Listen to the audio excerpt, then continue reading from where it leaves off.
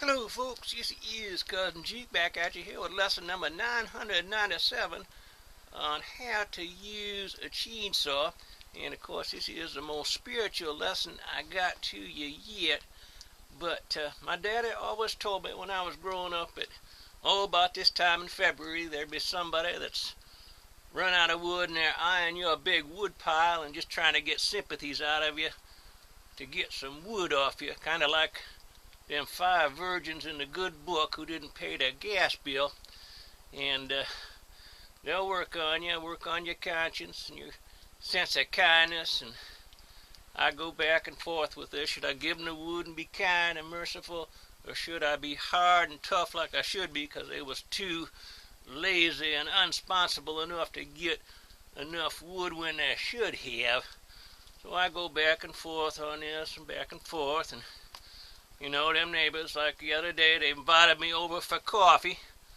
And I sit down at the table there, and of course the young'uns are all sitting around the table sucking on popsicles that they made from putting Kool-Aid and leaving it out on the counter.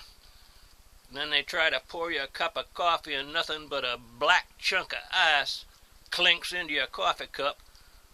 And they have the gall to ask you if you want cream on that. And of course the freezer and the refrigerator door are just left open because it's the same temperature in the dining room as it is inside the freezer. But they just work on you that way and try to get you to soften up to give them some wood. Now I thought about this and I wrestled with it because of course you don't sleep at night thinking about these things, trying to do the right thing.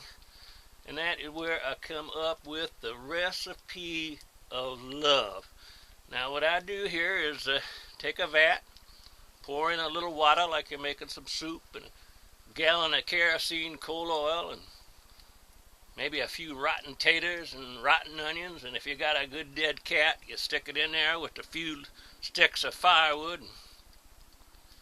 And then after a few days of all that just working up and bubbling up like a witch's brew, you take that firewood out of there and put it on a sled with a note saying there's a quarter pickup more of this where this come from, and you send it over to the neighbors there with their young'uns. And of course you better put a little cotton up their nose there to protect them. But them folks will take that home and stick it in their stove, and it starts a flaming and a smoking and a stinking up their whole house.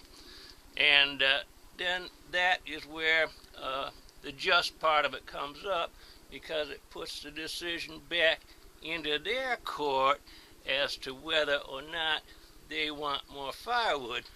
And you have just done the right kind thing by offering them more wood, and it soothes your conscience just fine. And you know you've done the right kind good thing by offering them more wood, and you can sleep at night. Now that is a strategy, and it works every time. 95% of the time they're going to be going after somebody else's wood pile and leaving you alone. And I just urge you to follow Cousin Jeek's lead here, and I do have a special offer for you today, and that is a bag of half-rotted onions, which I'll get off to you for $4.95. By the time they get to you, they should be fully ripe, by the way. And that is for your very own recipe of love. Now, hey, I wish you folks a good day, good wood cutting, and you be happy and kind. Talk at you later. Bye-bye now.